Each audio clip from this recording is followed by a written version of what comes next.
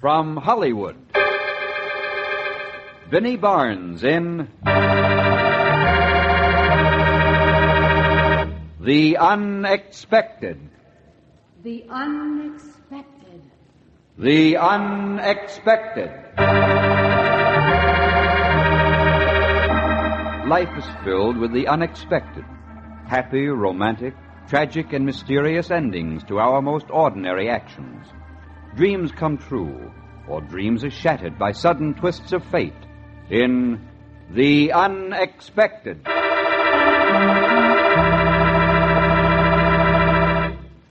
Who knows what strange drama may happen tomorrow, or an hour from now, or in just a moment?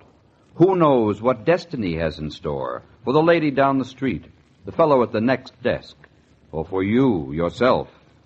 Who knows? Listen in just a moment for The Unexpected.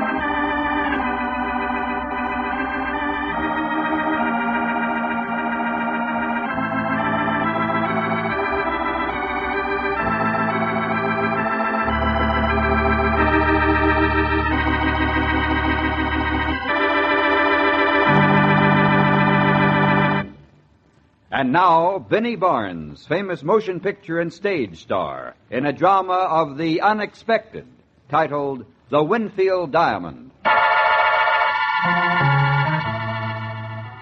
The whole thing looked like a setup. I was sure it would be easier than stealing the Kenworthy emeralds or the night sapphire I had lifted in Monte Carlo. But this theft would pay off with the biggest prize of all. 63 carats, blue, white, and flawless. The Winfield Diamond. The first break came one afternoon about 6 weeks ago. I was strolling past the Winfield mansion on Long Island, making a mental map of the grounds. Suddenly, I heard footsteps behind me, and opportunity, white-haired and dignified, called out sharply. I say, miss, can you type? I beg your pardon? I said, are you familiar with a typewriter? If you aren't, I don't see how you can fill the job. What job? As Mr. Winfield's secretary. That's why you have to type. He sends dozens of letters every day. They aren't important, of course, but it amuses him to keep up a tremendous correspondence, you understand. Well, I'm afraid I really don't. Oh, come now, it's really frightfully simple. Mr. Winfield wants you to work for him as his secretary. But why me, if I'm not asking too much? He's been watching you through his bedroom window. You really can't blame him. Nothing else for the poor old man to do. And he finds you attractive, extremely attractive. So when Miss Adams resigned this morning, Mr. Winfield decided on you. I expect you'd better take the job. Even if you can't type, we'll manage it somehow. Well, come along. Mr. Winfield will be most annoyed if I keep him waiting.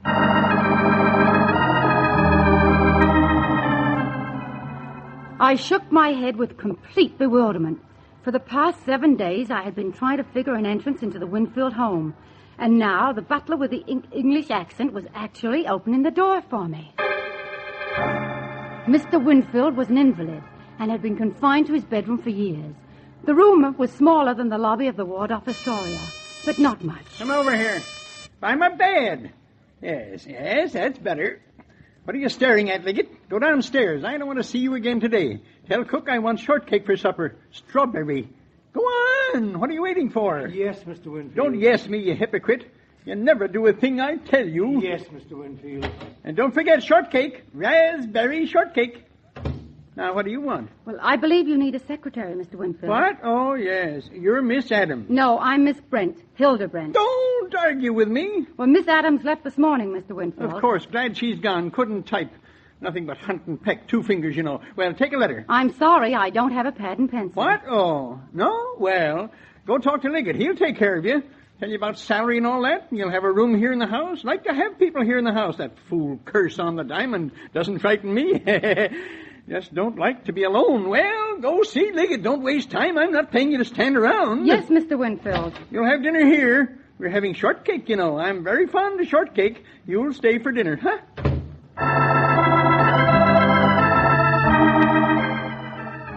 I stayed for dinner. The dessert was bread pudding, but Mr. Winfield didn't seem to notice the difference. The next morning, I moved into the house. As soon as I was settled, I made a brief survey of my new residence. But I couldn't find the safe.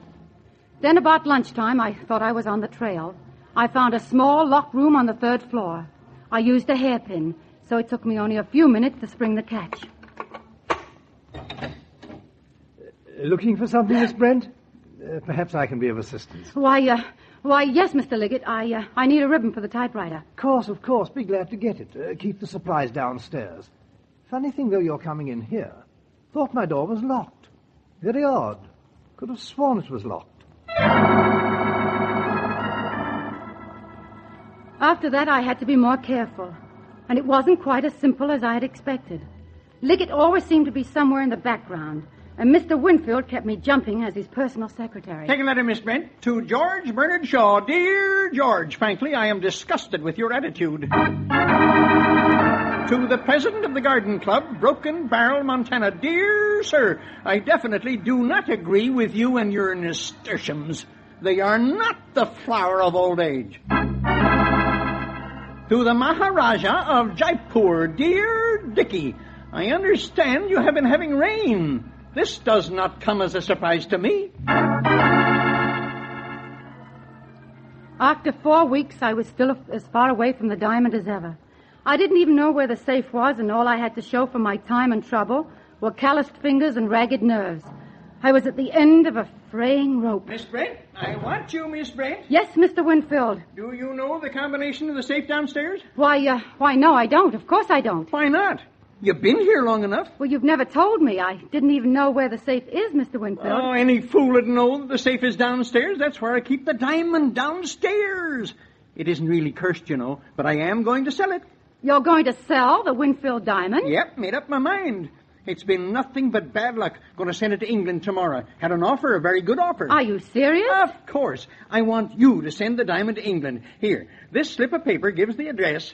Send it by some sort of guard. You take care of all that. Why, yes, sir. And the safe? It's downstairs, behind the big picture. Ugly thing, that picture. Ought to get rid of it. No! Need it to cover the safe. And the combination, Mr. Winfield. What's the combination? Never can remember it. Look on the paper. Wrote it down for you. Under the address. Don't get 'em mixed up. Address on top, combination on the bottom. No, Mr. Winfield. I won't get them mixed up.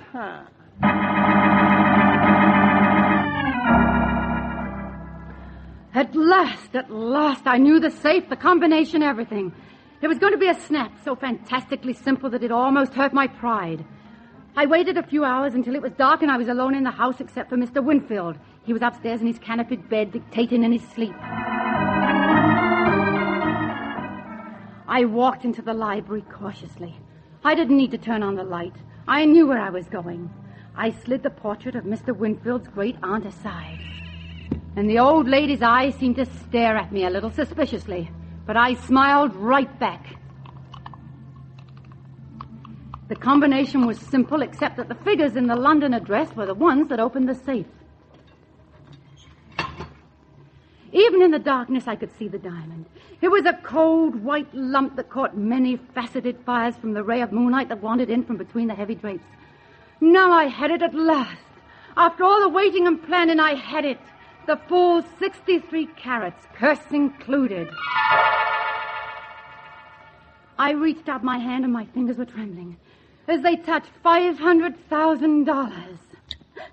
Well. Good evening, Hilda. Oh, what are you doing here, Mr. Liggett? Nothing at all. I hope I haven't interrupted. Came in early, you know, the rain and all that. I was just opening the safe for Mr. Winfield. Were you? I hadn't noticed. It's so dark in here. Yes, he wanted me to get the diamond. He's shipping it to England tomorrow. Oh, my, is he off on that again? You mean he isn't really selling it? Oh, my dear girl, of course not. It's just one of his whims. I suggest you put the jewel back in the safe. Why, yes, of course, Mr. Liggett. I suppose I should. Come to think of it, Miss Brent, I don't understand why you were removing the diamond at this hour. Even if Mr. Winfield were planning to sell the stone, you couldn't ship it tonight. Well, I... You know, under the circumstances, I'm forced to doubt your motives, Miss Brent. Why, who knows, you might even have been planning to wear the diamond to a party or some such place. It's possible. Well, I didn't think that Mr. Winfield would mind. I was just going to... we can't have that. He would mind. He would indeed. He might lose it. It might even be stolen. Think of the risk. Mr. Winfield would be furious if he knew. You'd best pack and leave immediately, tonight if possible. There's no telling what Mr. Winfield may do when he finds out. Yes. Very well, Mr. Liggett, if you say so. You've made a wise decision, Hilda. Very wise. As a matter of fact, the job wouldn't have lasted much longer anyway. Mr. Winfield was saying to me only this morning that your typing was quite unsatisfactory. Hunt and peck, you know. Entirely unsatisfactory. I packed my things and left the house that night. Under the circumstances, I had no choice. So far, Mr. Liggett hadn't really suspected, but he might. And I decided I'd rather spend the evening hitchhiking back to New York than in jail. I was through with the Winfield Diamond, and I was going to forget it forever. Forever.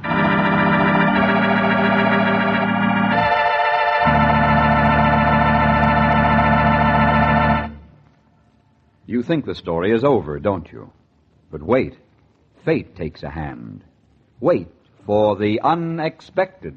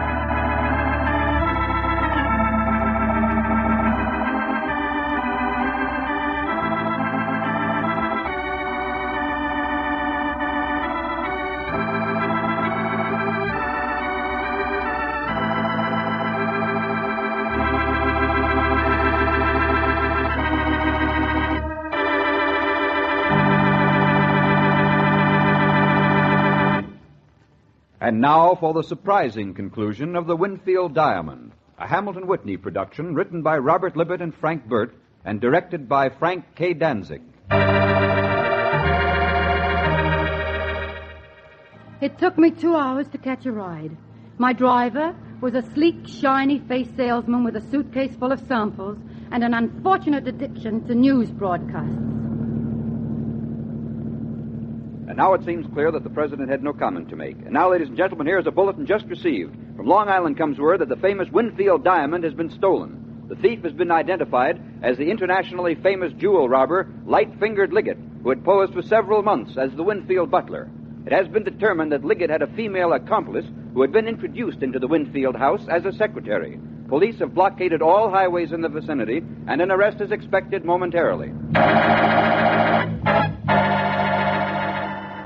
And so here I am. It's damp, drafty, and no matter what they tell you, there are mice. You know, I really don't think it's a bit fair. Not a bit. Why should I be in jail for a jewel robbery I didn't commit, and Liggett, free somewhere in Europe with $500,000? It's really not cricket, you know.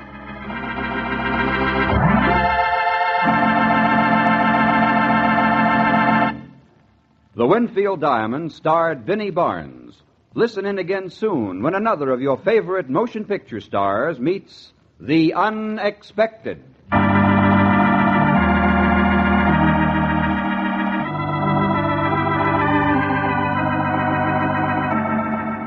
This program was transcribed in Hollywood.